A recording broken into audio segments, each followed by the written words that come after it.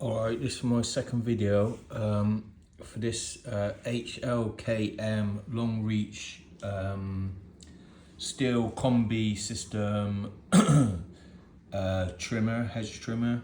I'm sounding funny about the name because I've been searching online and there's lots of different sort of names for this, and if you're looking at YouTube videos it's a bit misleading because I saw one YouTube in particular that was very encouraging and said, oh, if you got this type of Stihl Kombi attachment, it's easy to repair.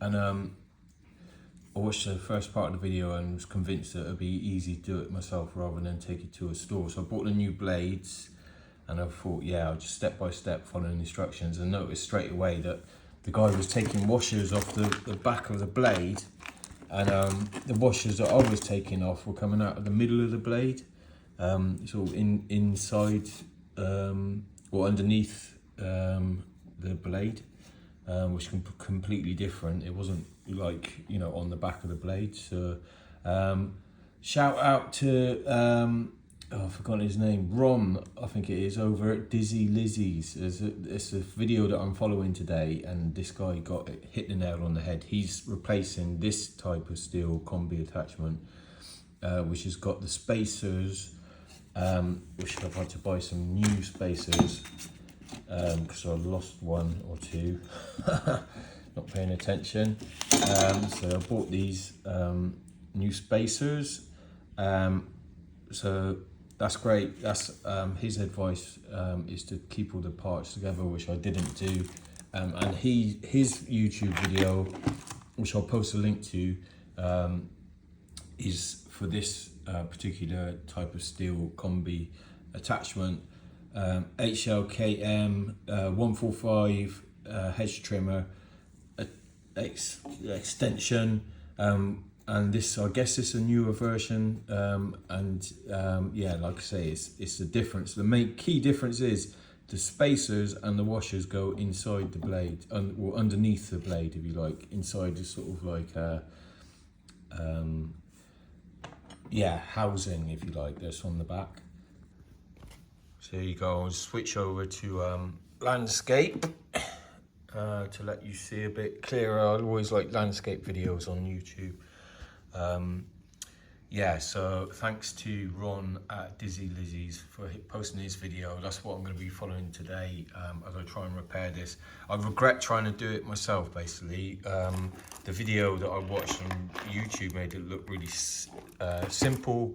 I hadn't found Ron's video, and his advice was to pair up these nuts, spacers and washers, nuts and bolts, spacers and washers, but I haven't done that. So part of my task today is to try and do that myself. I've already cut my finger, and yeah, a really, you know, a big warning out there that you know, Ron is wearing gloves in his video and I regret not wearing gloves. These are just like razor sharp, you know, like they've been cut with a laser. So one false move and it could be all over. So I bought a car off the other day, off a guy the other day, lost his finger in a kitchen accident, and you know, this could quite easily happen here. You know, it's like I've got my gloves here, but yeah, I'm sort of running a risk really. So it's not great. So yeah, do try and get some of those plastic gloves if you can, and don't follow my lead. All right, what I struggled with is there's 4 washers at the end here. 1, 2, 3, 1, 2 on there and 1, 2 on there with a spacer and spacer on the middle in there. There's a washer to go there, and then washers and spacers to go all of the way along the bar here. And I'm finding this really fiddly. Like this is, you know, when I watched the first video and the guy said, oh, it's quite easy to do. Yeah, no, this bit here I'm finding really tough. My word of advice, sorry, I got his name wrong, Doug, good old Doug over there at Dizzy Lizzy's.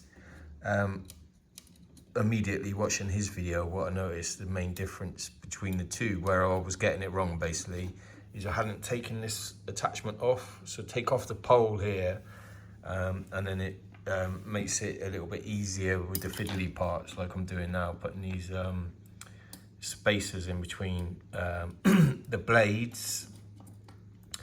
And I've lost the washer, so I'm sort of like just temporarily doing this to fix it all in place until I order another washer to go there. Yeah, so, you know, look after your parts, you know, as soon as you take them off, follow Big Ron's advice and put the washer and the nut and the bolt and the spacer, keep them all together nice and organized, because if you don't, you'll end up making a right pig's ear out of it, as I have done. Yeah, so this is the really tricky part. Big up Ron again. I don't know how he manages this, but yeah, you've got these sort of spacers in, and then you're supposed to put this bar over the top.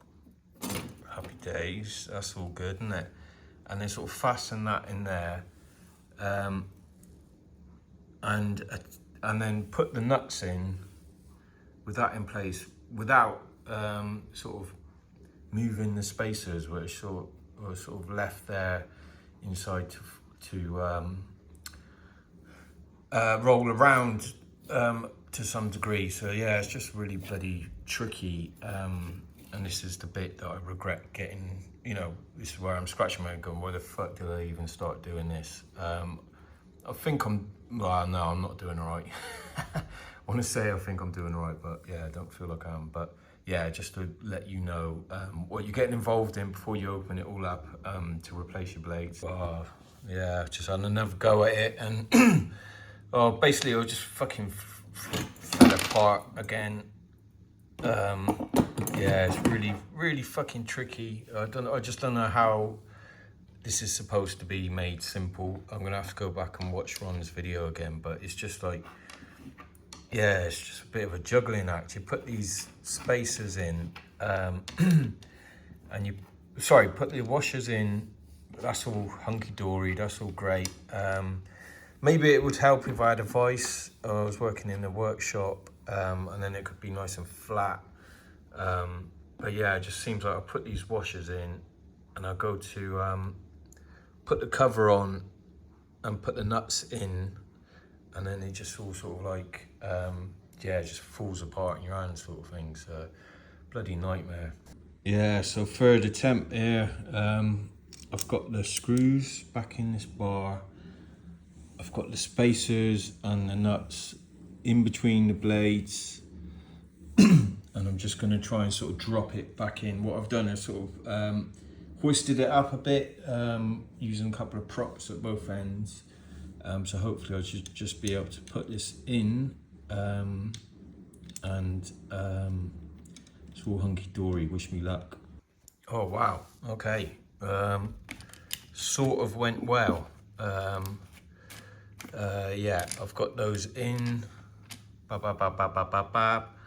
all along. These are a bit of a worry, but I'll come back to these later. The nuts are strange, they don't go right onto the thread. I think that's something to do with the sort of how much the torque or whatever, how much they should be tightened up. But now, yeah, I should be able to like sort of like lift this forward a little bit, and the spacers are all intact, and then I should from the other side be able to put the nuts on, and do that up. And yeah, the only way I can do that is by not having this pole here, otherwise it just makes everything very awkward. I've got one of these, and obviously this one here, so yeah, I'll do that next.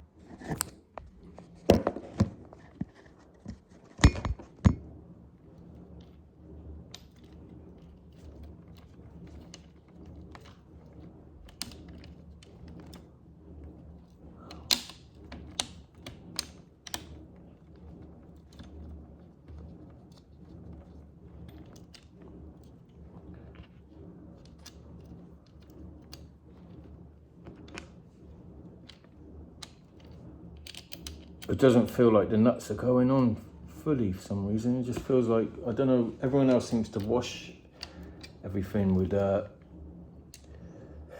degreaser, which I haven't done. I've just sort of like wiped it all down. Maybe that's a fucking fundamental error. Why is that nut look suddenly really, really short compared to the others? Fuck.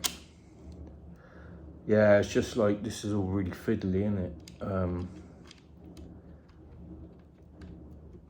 Yeah, once again, thank you to Ron,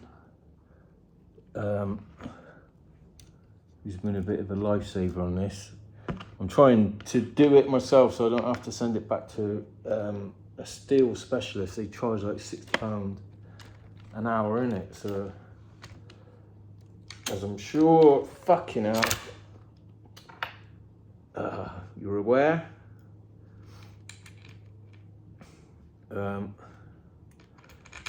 But yeah, doing it that way, you don't have to fucking fiddle about yourself doing all this shit. Yeah.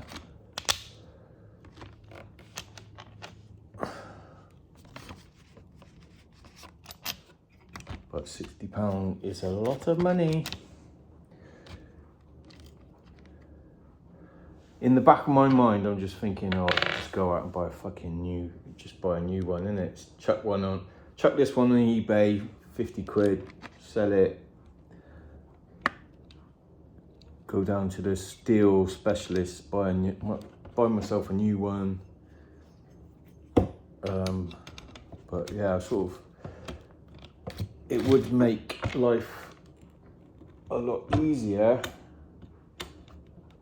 for gardeners if you can get like low maintenance stuff on the go.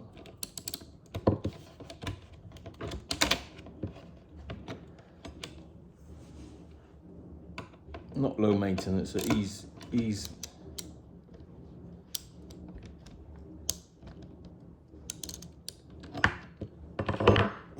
maintenance, easy. Fucking, this is certainly not easy. Some mechanics gonna be lots of mechanics will be laughing their ass off out there watching a fucking gardener fiddling around like this. And yeah, you know, this is why we come to you lot. I appreciate it. It's what, yeah, what you're there for, innit?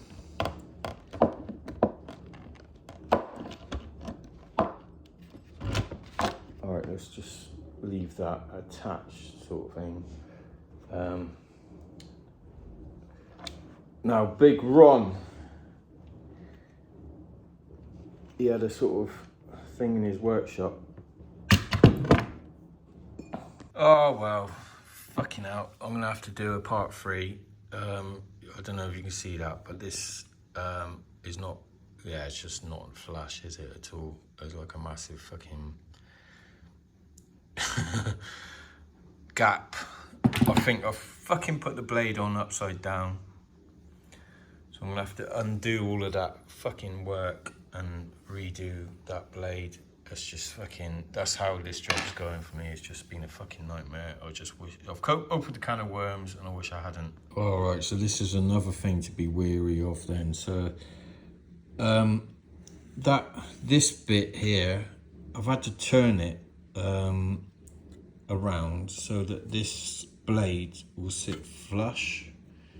And if it's not sort of like, I know if that was a clock, that's like, you know, sort of 10 to the hour, isn't it? If it's not in that sort of position and more over here, yeah, I just can't get the blade to go in there. It's these sort of finicky video points that I can't get on the other videos. This is either a really good video to show you why not to follow my channel or why not to do a repair on your own, or I'm highlighting some of the minor little annoying points that other videos aren't including. They seem a lot, yeah, just look really swift, take all the nuts and bolts off and job's done. And you know, I think that's just the difference between like a skilled, trained mechanic and a gardener who's doing a bodge, which is what this video is basically. So yeah, be super cautious before you take your steel attachment apart and try and do the repair yourself. Even more fiddling. Okay, I've got it into this position. It needs to be like this for it to be flushed. I need to put a washer in here, but hopefully you see that needs to be flushed like that.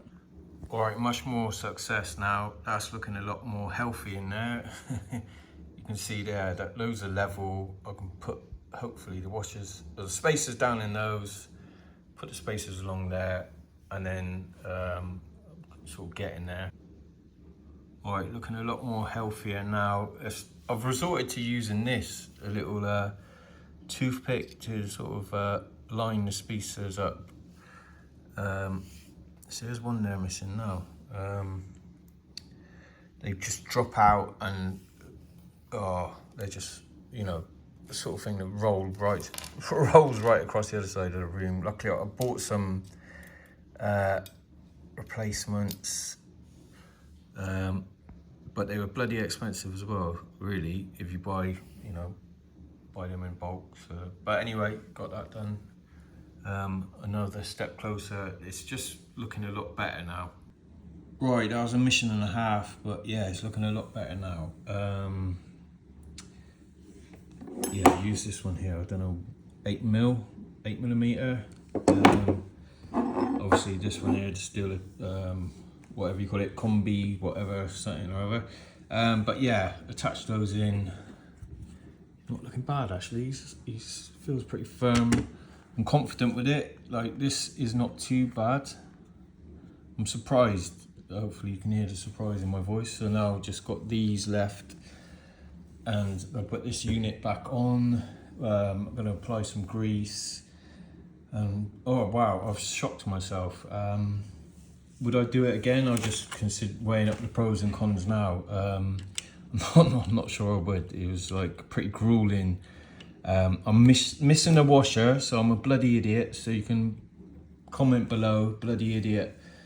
I know I'm being a bloody idiot. I'm sure we've all done it, but it seems pretty secure without that washer. So I'm going to try my luck with it until next time it comes to replacing this blade, unless the whole thing blows up in my hands.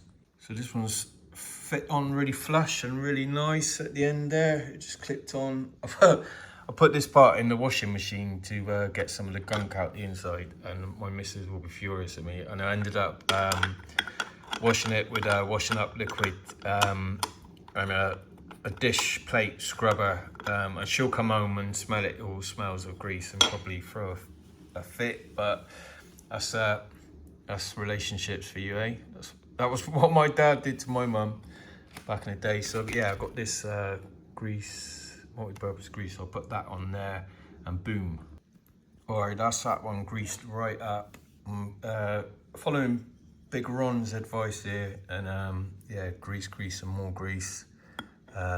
Whacking this lid on at the end. The link to Big Ron's video will be in the comments below,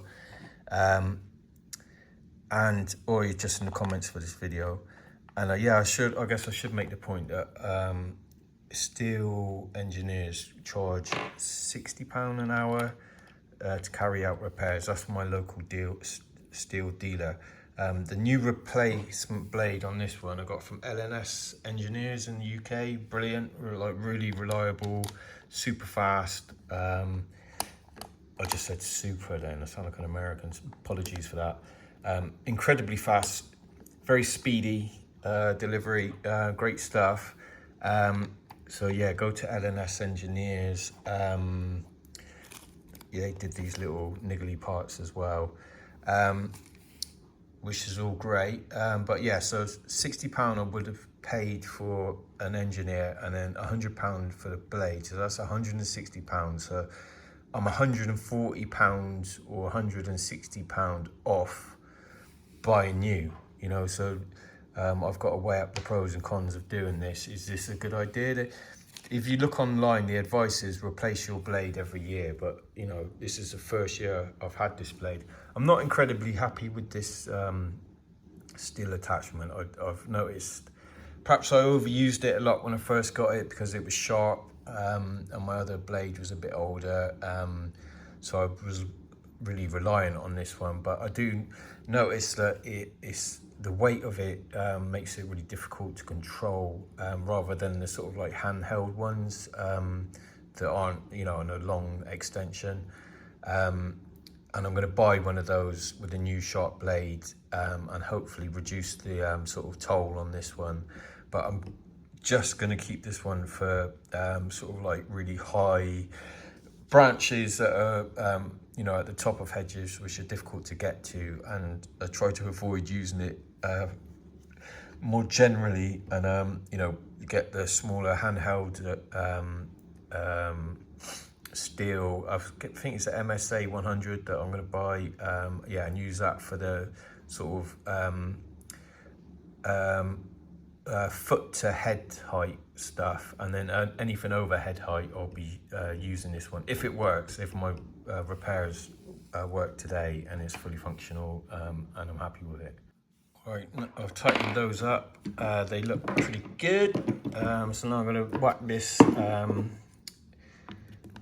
gadget on the back. It's got right now. Oh yeah, like that. Big Ron says that these are a waste of time, and you shouldn't bother trying to pump grease into there. That's the grease sort of input, but according to him, they're hopeless for actually getting grease into there. I'm going to whack a bit in there anyway.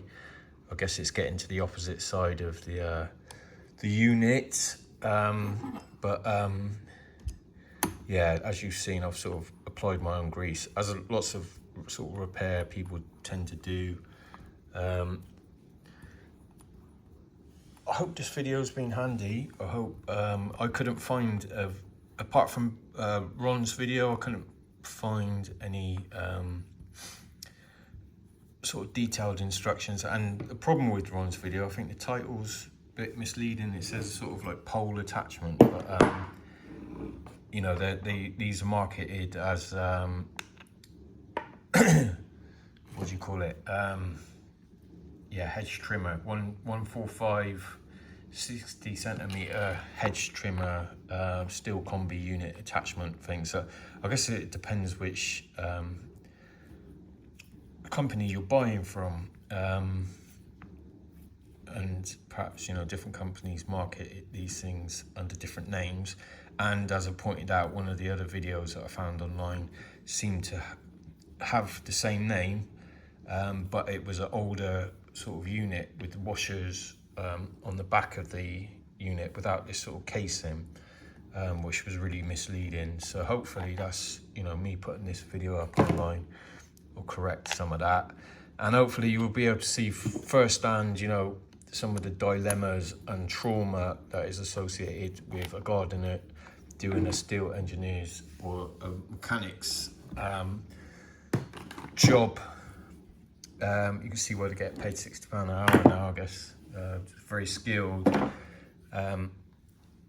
but yeah, precision engineering all the way, without a doubt. And you know, I sort of lack that ability, so only time will tell. You know, if this one stands the test of time, if I take it out today and it cuts well, then, you know, maybe I'll consider doing it again next year. But next year, if I have to replace my blade again, I'll have to weigh up the pros and cons. And yeah, I feel pretty lucky that, you know, I got away with that sort of nick. There's another couple of nicks on my hand, but yeah, do be careful. These blades are really sharp, and yeah, quite easily, you know, cause yourself some damage. Fuck, don't you hate it when that happens?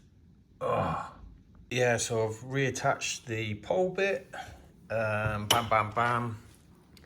That was fairly easy to do. Am I happy with this? I don't know. Don't, like I say, only time will tell. Like, I'm gonna have to take it out in the field and put it to some use and see whether this is a good repair or not, really. But I mean, there's no rattling, feels pretty firm. Yeah, most importantly, like, the blades are sharp as anything. Weirdly, I'm about to go to my local Stihl dealer and buy a handheld one of these. Why am I doing this? Should I explain? Yeah, it's like sort of the middle of summer, and I've got customers calling me. I'm fully booked for the next like 2-3 weeks, and yeah, hedges desperately need doing, and I wish I'd done this a bit sooner. You do notice as well, sort of like Stihl, you know, depending on the time of year. When I bought this one, these were really hard to get hold of because it was the height of the season and everyone wanted their hedges trimmed, I think, and people, you know, gardeners were just buying up hedge trimmers left, right and centre. So this is actually hard to get my hands on at the time, but yeah, over the winter that wasn't the case, and these were quite easy to get hold of. So yeah, it's the time of year more than anything that has caused me to do my own sort of repair.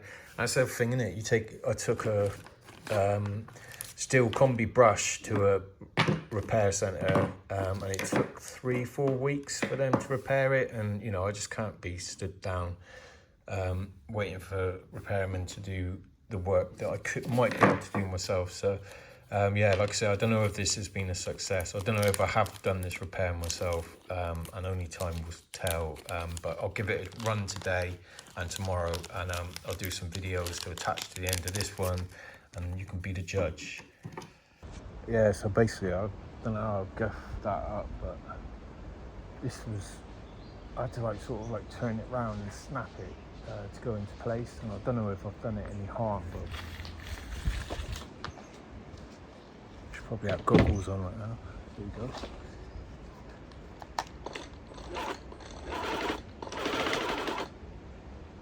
Right. Blades are like seriously tight. Okay, yeah, I've loosened these right up. Yeah, I've loosened these right up. So hopefully, giving it a trial run now, see whether that is the cause of the problem. Fingers crossed. Yeah. Does that look right to you? I know if there's a problem because it will heat up when I'm using it. So now I'm going to give it a quick try.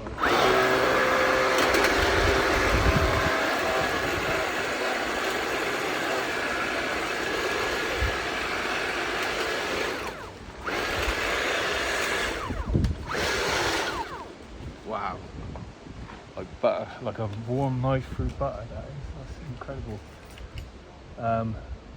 Yeah, wow, it's pretty amazing how you get dependent on your rusty old blades, isn't it? Oh, that's great news. Okay, like I say, I'm gonna have to keep my eye on that because I'm not happy with it really. Because there's one washer missing on the inside, so I've got to be careful about that. But other than that, bit of a bodge, but got there in the end. It doesn't feel like I've done any damage, so that's the main thing. So yeah, happy-ish days.